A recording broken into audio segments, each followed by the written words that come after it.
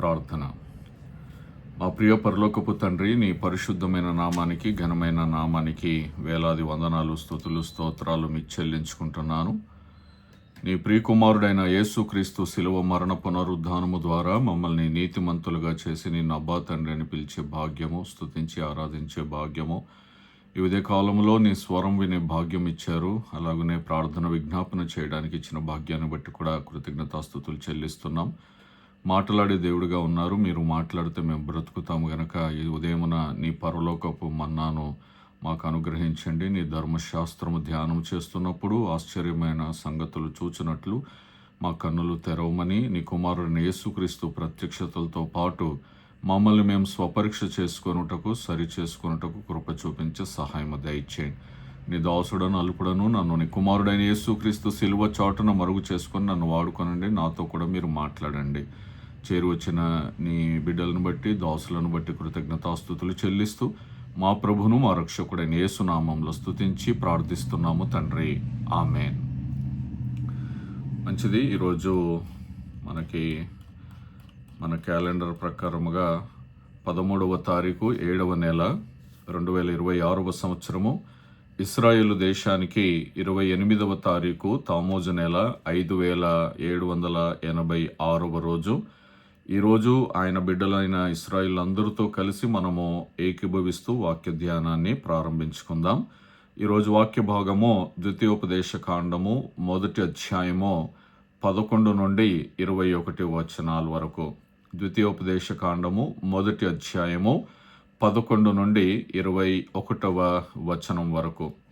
మీ పితరుల దేవుడైన యెహోవా మీ జనసంఖ్యను 1000 రెట్లు ఎక్కువ చేసి తాను మీతో చెప్పినట్లు మిమ్మును ఆశీర్వదించునుగాక. నేనొక్కడనే మీ కష్టమును, మీ భారమును, మీ వివాదమును ఎట్లు భరింపగలను? జ్ఞాన వివేకములు కలిగి మీ మీ గోత్రములలో ప్రసిద్ధి చెందిన మనుష్యులను ఏర్పరచుకొనుడి. వారిని మీ మీద నియమించదనని మీతో చెప్పగా మీరు నీవు చెప్పిన మాట చొప్పున చేయుట మంచిదని నాకు ఉత్తరమిచ్చితిరి. కాబట్టి బుద్ధి కలిగి ప్రసిద్ధులైన మీ గోత్రములలోని ముఖ్యులను పిలిపించుకొని మీ గోత్రములకు న్యాయాధిపతులుగా ఉండుటకై 1000 మందికి ఒకడునో, 100 మందికి ఒకడునో, 50 మందికి ఒకడునో, 10 మందికి ఒకడునో వారిని మీ మీద నేను నియమించి తిని. అప్పుడు నేను మీ న్యాయాధిపతులతో మీ సహోదరుల వ్యాజ్యములను తీర్చి ప్రతి మనుష్యునికిని వాని సహోదరునికిని వాని యొద్దనున్న పరదేశికిని న్యాయమును బట్టి మీరు తీర్పు తీర్చవలెను. తీర్పు తీర్చున్నప్పుడు అల్పుల సంగతి గాని గనుల సంగతి గాని పక్షపాతము లేకుండా వినవలెను. న్యాయపు తీర్పు దేవునిదే. కాబట్టి మీరు మనుష్యుని ముఖము చూచి భయపడవద్దు. మీకు అసాధ్యమైన కఠిన వ్యాజ్యమును నా యుద్ధకు తీసుకొని రావాలను. నేను దానిని విచారించదనని వారికి ఆజ్ఞాపించితిని. మరియు మీరు చేయవలసిన సమస్త కార్యములను గూర్చి అప్పుడు మీకు ఆజ్ఞాపించితిని. మనము హోరేబు నుండి సాగి మన దేవుడైన యెహోవా మనకు ఆజ్ఞాపించినట్లు మీరు చూచిన ఆ ఘోరమైన మహారణ్యములో నుండి వచ్చి అమోరీయుల మన్నెపు మార్గమున కాదేషు బర్నేయకు చేరితిమి. అప్పుడు నేను మన దేవుడైన యెహోవా మనకిచ్చుచున్న అమోరీయుల మన్నెమునకు వచ్చి ఉన్నాం. ఇదిగో నీ దేవుడైన యెహోవా ఈ దేశమును నీకు అప్పగించాను. నీ పితరుల దేవుడైన యెహోవా నీతో సెలవిచ్చినట్లు దాన్ని స్వాధీనపరచుకొనుము. భయపడకుము, అధైర్యపడకుమని నీతో చెప్పితిని. 2వ లేఖన భాగంగా యెషయా గ్రంథము 1వ అధ్యాయము 10 నుండి 20 వచనాలు. యెషయా గ్రంథము 1వ అధ్యాయము 10 నుండి 20 వచనాలు. 10వ వచనం. సొదొమ న్యాయాధిపతులారా, యెహోవా మాట ఆలకించుడి. గొమొర్రా జనులారా, మన దేవుని ఉపదేశమునకు చెవియొగ్గుడి. యెహోవా సెలవిచ్చిన మాట ఇదే. విస్తారమైన మీ బలులు నాకేలా? దహన బలులకు పొట్టేళ్లను, బాగుగా మేపిన దూడల క్రొవ్వును నాకు వెక్కసమాయెను. కోడెల రక్తమందైనను, గొర్రెపిల్లల రక్తమందైనను, మేకపోతుల రక్తమందైనను నాకిష్టము లేదు. నా సన్నిధిని కనబడవలనని మీరు వచ్చుచున్నారే. నా ఆవరణములను త్రొక్కుటకు మిమ్మును రమ్మన్నవాడెవడు? మీ నైవేద్యము వ్యర్థము, అది నాకు అసహ్యము పుట్టించు ధూపార్పణము. దాని నికనో తేకుడి. అమావాస్యయు విశ్రాంతి దినమును సమాజకూట ప్రకటనమును జరుగుచున్నవి. పాపుల గుంపు కూడిన ఉత్సవ సమాజమును నేను ఓర్చజాలను. మీ అమావాస్య ఉత్సవములను నియామక కాలములను నాకు హేయములు. అవి నాకు బాధకరములు. వాటిని సహింపలేక విసిగి ఉన్నాను. మీరు మీ చేతులు చాపునప్పుడు మిమ్మను చూడక నా కన్నులు కప్పుకొందును. మీరు బహుగా ప్రార్థన చేసినను నేను వినను. మీ చేతులు రక్తముతో నిండి ఉన్నవి. మిమ్మను కడుక్కొనుడి, శుద్ధి చేసుకొనుడి. మీ దుష్క్రియలు నాకు కనబడకుండా వాటిని తొలగింపుడి. కీడు చేయుట మానుడి, మేలు చేయ నేర్చుకొనుడి. న్యాయము జాగ్రత్తగా విచారించుడి. హింసించబడు వానిని విడిపించుడి. తండ్రి లేని వానికి న్యాయము తీర్చుడి. విధవరాలి పక్షముగా వాదించుడి. యెహోవా ఈ మాట సెలవిచ్చుచున్నాడు, రండి, మన వివాదము తీర్చుకొందము. మీ పాపములు రక్తము వలె ఎర్రనివైనను అవి హిమము వలె తెల్లబడును. కెంపు వలె ఎర్రవని అయినను అవి గొర్రెబొచ్చు వలె తెల్లని వగును. మీరు సమ్మతించి నా మాట వినిన ఎడల మీరు భూమి యొక్క మంచి పదార్థములను అనుభవింతురు. సమ్మతింపక తిరుగబడిన ఎడల నిశ్చయముగా మీరు ఖడ్గము పాలగుదురు. యెహోవా ఈలాగుననే సెలవిచ్చుచున్నాడు.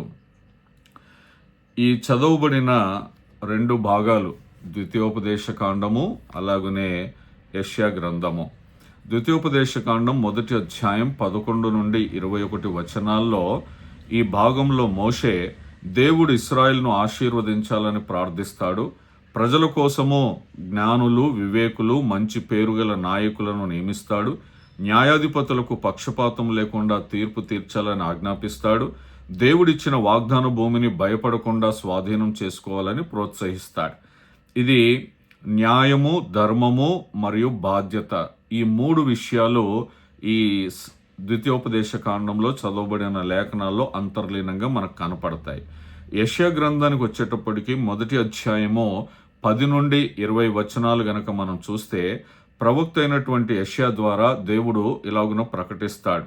బలులు, పండుగలు మాత్రమే తనకు ఇష్టమైన ఆరాధన కాదంటాడు. అన్యాయం చేసే ఆరాధన దేవునికి అసహ్యం అంటాడు. మేలు చేయడం నేర్చుకోమంటాడు. న్యాయాన్ని వెతకమంటాడు. మరి బాధితులకు న్యాయం చేయమని చెప్తాడు. అలాగనే పశ్చాత్తాపపడితే పాపాలను క్షమిస్తానని దేవుడు వాగ్దానం చేస్తాడు. మరి ఇది యూదుల దృక్కోణంలో ఎలాగుంటుందంటే, ధర్మబద్ధమైనటువంటి జీవితం అంటే ధర్మశాస్త్రానికి అనుకూలమైనటువంటి జీవితము, అది హృదయపూర్వక సేవతో కలిసి ఉండాలి. వాక్యము, ధర్మశాస్త్రము, హృదయపూర్వకమైనటువంటి సేవ, వాక్యము, సేవ, ఇవి 2 కూడా కలిసి ఉండాలి. అప్పుడే దేవునికి మహిమ వస్తుంది. ఈరోజు మనము ధ్యానం చేసుకుంటున్న అంశము పేరేమిటి అనంటే, న్యాయమైన నాయకత్వం, హృదయపూర్వక ఆరాధన. న్యాయమైన నాయకత్వము, హృదయపూర్వక ఆరాధన. ఈ నాయకత్వము, ఆరాధన అనేది అంతర్లీనంగా ఈ 2 లేఖన భాగాల్లో మనకి ఎలా కనపడుతున్నాయో చూద్దాం. మొట్టమొదటిగా న్యాయమైన నాయకత్వము, న్యాయమైన జీవితం. మోషే న్యాయమైన నాయకులను నియమించాడు.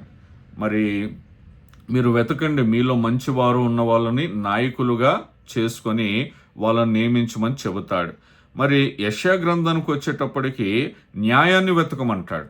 యెషయా పుస్తకంలో ఇప్పుడు మనం చదువుకున్న 1వ అధ్యాయంలో న్యాయాన్ని వెతకమంటాడు. ద్వితీయోపదేశకాండంలోనేమో న్యాయమైన నాయకులను నియమించమంటాడు, నియమిస్తారు. మీలో 1000 మందిలో 100 మంది, 100 మందికి 10 మంది, 10 మందికి ఒకరు, ఇలాగున న్యాయమైన నాయకులను నియమించమని చెబుతాడు. మరి న్యాయం చేయడము దేవుని స్వభావాన్ని ప్రతిబింబిస్తుంది. మన దేవుని పేరు న్యాయాధిపతి. ఆయన న్యాయాధిపతి. మనం గడిచిన కాలాల్లో మనం ధ్యానం చేసుకుంటున్నాం. ఆయన పరిశుద్ధుడు గనక మనం పరిశుద్ధులుగా ఉండాలి. ఆయన న్యాయాధిపతి గనక మనం న్యాయం చేసేవారుగా ఉండాలి. మరి మత్తయి సువార్త 23వ అధ్యాయము 23వ వచనంలో యేసు ప్రభువారు ఈ మాట చెప్తున్నారు. మత్తయి సువార్త 23వ అధ్యాయం 23వ వచనం. అయ్యో వేషధారులైన శాస్త్రులారా, పరిసయ్యులారా, మీరు పుదీనాలోను, సోపులోను, జీలకర్రలోను 10వ వంతు చెల్లించి ధర్మశాస్త్రంలో ప్రధానమైన విషయములను అనగా న్యాయమును, కనికరమును, విశ్వాసమును విడిచిపెట్టితిరి. వాటిని మానక వీటిని చేయవలసి ఉండాను. ఈ రోజుల్లో చాలా యూట్యూబుల్లో కానీ సోషల్ మీడియాలో కానీ దశంభాగం గురించి చాలా విభిన్నమైనటువంటి బోధలు చెప్తా ఉన్నారు. దశమ భాగము క్రొత్త నిబంధనది కాదు అని చెప్పి, అది పాత నిబంధనదని, ధర్మశాస్త్రానికి సంబంధించింది అని. కానీ యేసు ప్రభు వారు ఇక్కడ చాలా స్పష్టంగా చెప్తున్నారు. శాస్త్రులు పరిసయ్యులు ఏం చేస్తున్నారు? పుదీనాలో, సోపులోను, జీలకర్రలోను 10వ వంతు చెల్లిస్తున్నారు. అయితే యేసుప్రభు ఏమంటున్నాడు చివరి మాట? వాటిని మానక వీటిని చేయవలసి ఉండెను. ఇది మన సబ్జెక్ట్ కాదు, కానీ ఇక్కడ సందర్భం వచ్చింది చెప్తున్నాను. అయితే వాటిని మానొద్దు అంటున్నాడు. దశంభాగం తీయడం మానొద్దు అని అంటున్నాడు. దేవుడు ప్రధానంగా ఇక్కడ కోరుకుంటున్నది ఏంటి అని అంటే, న్యాయమును, కనికరమును, విశ్వాసమును విడిచిపెట్టితిరి అని అంటున్నాడు. మోషే న్యాయమైన నాయకులను నియమిస్తాడు. యెషయా గ్రంథంలో న్యాయాన్ని దేవుడు వెతకమంటాడు. ఇప్పుడు యేసుప్రభు ఏమంటున్నాడు అనంటే, న్యాయమును, కనికరమును, విశ్వాసమును మీరు విడిచిపెట్టితిరి అని అంటున్నాడు. అంటే మనం విడిచిపెట్టకూడనిది ఏమిటి అనంటే, న్యాయాన్ని విడిచిపెట్టకూడదు, కనికరమును విడిచిపెట్టకూడదు, విశ్వాసమును విడిచిపెట్టకూడదు. పౌలు ఏమంటాడు? నేను ఆస్తుల్ని కాపాడుకోలేదు, కానీ నేను నా విశ్వాసమును కాపాడుకుంటుని అని అంటాడు. ఇవి చాలా ప్రాముఖ్యమైన విషయం, న్యాయము, కనికరము, విశ్వాసం. కాబట్టి ఈ ధర్మశాస్త్రంలో ఈ 3 చాలా ప్రధానమైనటువంటి ముఖ్య అంశాలు: న్యాయము, కనికరము, విశ్వాసం. యాకోబు పత్రిక 2వ అధ్యాయం 1 నుండి 9 వచనాలు చూస్తే, పక్షవాతం చూపవద్దు అని అంటాడు. మోషే అంటాడు, మీ దగ్గరికి వచ్చిన పెద్దవాళ్ళు కానీ, మీ దగ్గరకు వచ్చినటువంటి అల్పుల విషయంలో కానీ మీరు న్యాయము తప్పకూడదు. పెద్దవారని ఒక న్యాయము, అల్పులని చెప్పి ఇంకొక న్యాయము అలా చేయకూడదు, అలా తీర్చకూడదు అని చాలా స్పష్టంగా తెలియచేస్తాడు. సో మనకు న్యాయమైన నాయకత్వం కావాలి, అలాగనే మనము న్యాయమైన జీవితము జీవించాలి. ఇది మొదటి అంశం. రెండవది బాహ్య ఆరాధన, హృదయ విధేయత. బాహ్యంగా బయటికి కనపడే ఆరాధన ఒకటి, లోపల హృదయంలో చూపించే విధేయత. ద్వితీయోపదేశ కాండంలో దేవుని ఆజ్ఞలను అనుసరించే నాయకత్వం. మరి మోషే చెప్తాడు, ఈ ఆజ్ఞల నుండి, దేవుడు చెప్పిన దాంట్లో నుండి ఏది కూడా మీరు తప్పిపోకూడదు అని అంటాడు. యెషయాలో బలులు మాత్రమే కాదు, నాకు విధేయత కావాలి అని అంటున్నాడు. మీ బలులు నాకు అసహ్యమైనవి, మీరు తెచ్చిన క్రొవ్విన దూడలు కానీ, మరి పొట్టేళ్ళు కానీ, మేకపోతులు కానీ, ఇవన్నీ నాకు అసహ్యము అని అంటున్నాడు. బాహ్య ఆరాధన ఆయనకు అసహ్యం పుట్టించేలాగా మనం చేస్తున్నాం. ఎందుకనంటే హృదయములో విధేయత లేదు, లోపల మనం చూపించాల్సిన విధేయత లేనందున బయటికి మనము చేస్తున్న బాహ్య ఆరాధనలన్నీ కూడా దేవునికి అసహ్యముగా ఉంటుంది. మరి ధర్మశాస్త్రంలో ఆచరణ లేకుండా బలి వ్యర్థం. ఆచరణ లేకుండా అంటే విధేయత లేకుండా బలి అనేది వ్యర్థమైనది. అది క్రొత్త నిబంధనకు వచ్చేటప్పటికి యోహాను సువార్త 4వ అధ్యాయము 23, 24 వచనాల్లో ఈ రకంగా ఉంటుంది. యోహాను సువార్త 4వ అధ్యాయము 23, 24 వచనాలు. అయితే యథార్థముగా ఆరాధించువారు ఆత్మతోనూ సత్యముతోనూ తండ్రిని ఆరాధించు కాలము వచ్చుచున్నది, అది ఇప్పుడును వచ్చే ఉన్నది. తన్ను ఆరాధించువారు అట్టివారే కావాలనని తండ్రి కోరుచున్నాడు. దేవుడు ఆత్మ గనక ఆయనను ఆరాధించువారు ఆత్మతోనూ సత్యముతోనూ ఆరాధింపవలను అని అంటున్నాడు. మరి దేవుడు నీ బాహ్య సంబంధమైనటువంటి బలులను కోరుకోవట్లేదు, కానీ ఆత్మతో సత్యముతో ఆరాధించాలని దేవుడు చెప్తున్నాడు. పౌలు రోమీలకు రాస్తూ 12వ అధ్యాయం 1వ వచనంలో, మరి సజీవ యాగముగా మీ శరీరములను ఆయనకు సమర్పించుకొనుడి అని అంటున్నాడు. అంటే మనం బయటి నుండి తెచ్చే బలుల కంటే అసలు మనమే మరి యాగముగా, సజీవ యాగముగా మన శరీరములను సమర్పించుకొనుట. ఈ శరీరం యాగం అవడం అంటే పూర్తిగా జీవము లేకుండా నశించిపోవడం, బూడిదైపోవడం. ఇప్పుడు ఈ శరీరము ఈ పరిశుద్ధత విషయంలో బ్రతకాలి, పాపం విషయంలో చనిపోవాలి. ఏ విషయంలో ఈ శరీరం బ్రతకాలో పరిశుద్ధత విషయంలో, దాని విషయంలో బ్రతకాలి, పాపం విషయంలో యాగమైపోవాలి, చనిపోవాలి. అందుకే మన జీవితాలను సజీవ బలిగా సమర్పించమని కోరుకుంటున్నాడు. 2 విషయాలు చూసుకున్నాం: న్యాయమైన నాయకత్వము, న్యాయమైన జీవితం. రెండవది బాహ్య ఆరాధన, హృదయ విధేయత. మూడవది పక్షపాతము లేని తీర్పు, అందరికీ న్యాయం. పక్షపాతము లేని తీర్పు. ద్వితీయోపదేశ కాండంలో చిన్నవారికైనా పెద్దవారికైనా సమాన న్యాయం. చిన్నవారికైనా పెద్దవారికైనా సమాన న్యాయం. అలాగనే యెషయా గ్రంథంలో మనం చూస్తే అనాథలకు విధవరాలకు న్యాయం చేయండి అని అంటున్నాడు. అనాథలకు విధవరాలకి న్యాయం చేయమని చెప్తున్నాడు. పక్షపాతము లేకుండా అందరికీ సమన్యాయం. అదే మాట పౌలు రోమీలకు రాస్తూ 2వ అధ్యాయం 11వ వచనం. రోమీలకు రాసిన పత్రిక 2వ అధ్యాయం 11వ వచనం. దేవునికి పక్షపాతము లేదు. ధర్మశాస్త్రము లేక పాపము చేసిన వారందరూ ధర్మశాస్త్రము లేకయే నశించెదరు. దేవునికి పక్షపాతము లేదు అని చాలా స్పష్టంగా తెలియచేస్తున్నాడు. ఉదాహరణ, ఆయన పరిశుద్ధుల మీద తన ఎండను కురిపింపచేస్తున్నాడు, వర్షం కురిపింపచేస్తున్నాడు, మంచు కురిపింపచేస్తున్నాడు. అన్యజనుల మీద కూడా అదే ఎండ, అదే వర్షము, అదే మంచు. ఆయన పక్షపాతి కాదని మనం మొదటి నుండి మనం చూస్తూ ఉన్నాం.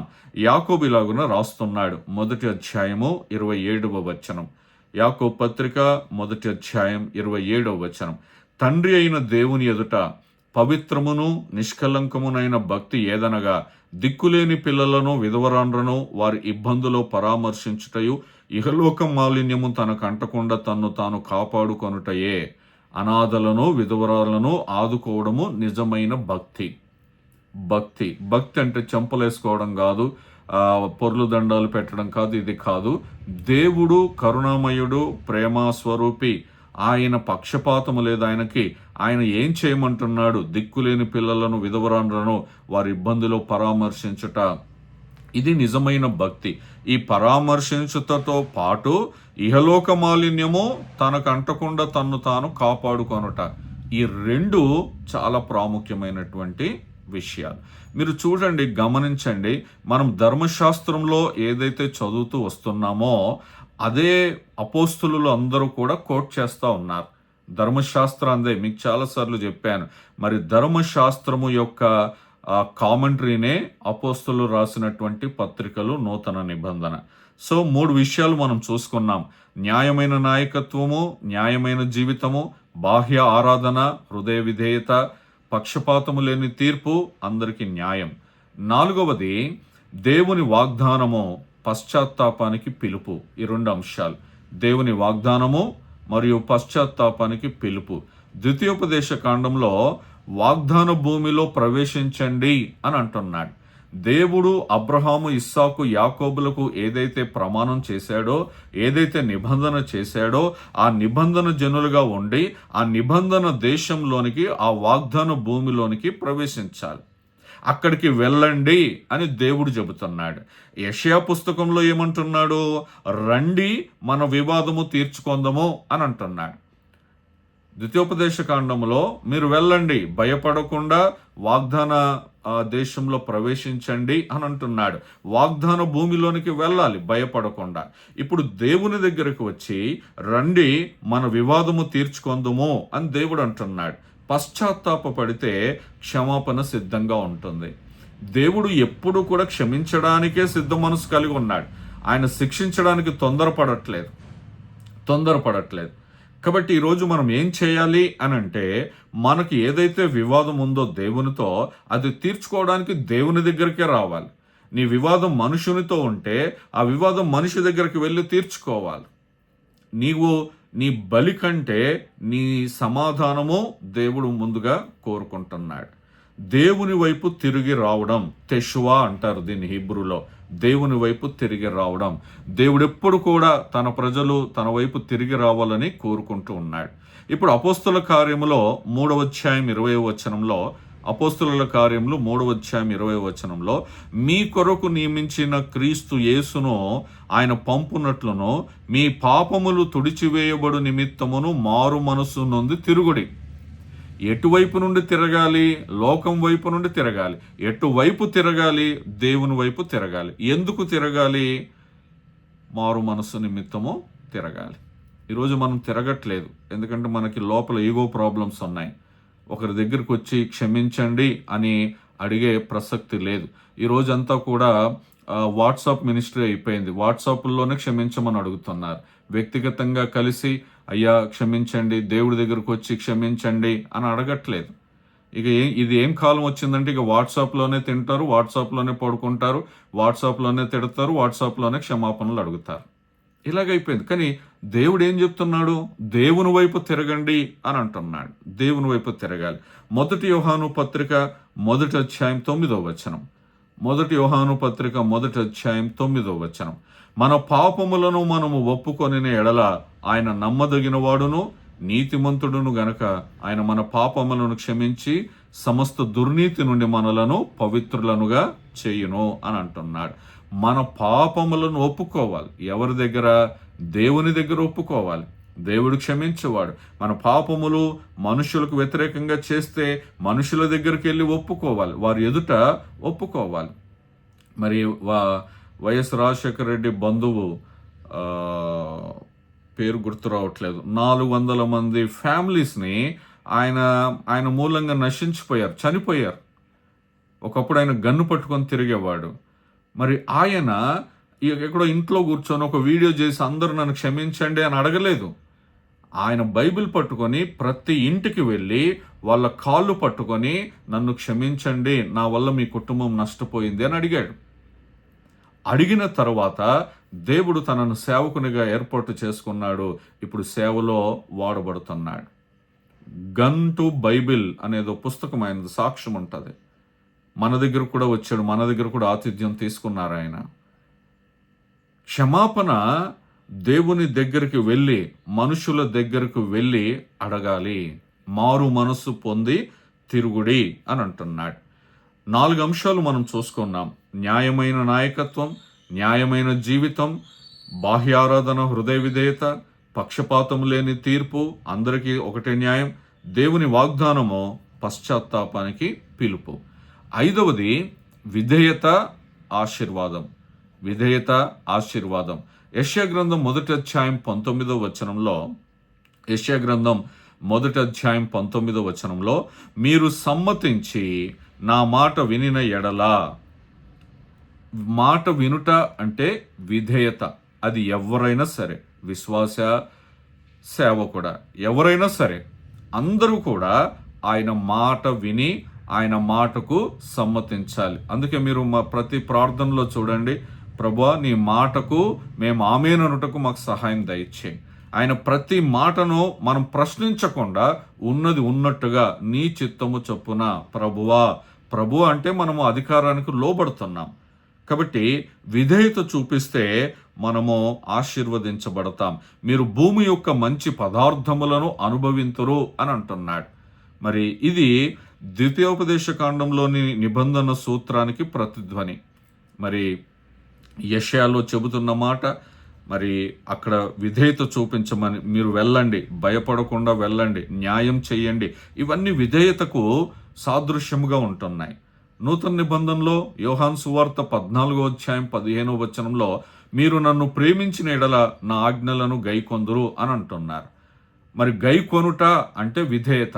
ఎవరు విధేయత చూపిస్తారు అని అంటే ప్రేమించిన వారే విధేయత చూపిస్తారు. ఒక మాట భర్త చెప్పిన మాట భార్య వినకపోతే విధేయత లేదు. సేవకుడు చెప్పిన మాట విశ్వాస వినకపోతే విధేయత లేదు. దేవుడు చెప్పిన మాట వినకపోతే విధేయత లేదు. తల్లిదండ్రులు చెప్పిన మాట పిల్లలు వినకపోతే విధేయత లేదు. అంటే వాళ్ళు ప్రేమించట్లేదు.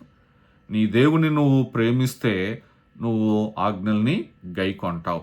యాకోబు పత్రిక 1వ అధ్యాయం 22వ వచనంలో, యాకోబు పత్రిక 1వ అధ్యాయం 22వ వచనంలో, మీరు వినువారు మాత్రమే ఉండి మిమ్మల్ని మీరు మోసపుచ్చుకొనకుండా వాక్య ప్రకారము ప్రవర్తించువారునై ఉండుడి అని అంటున్నాడు.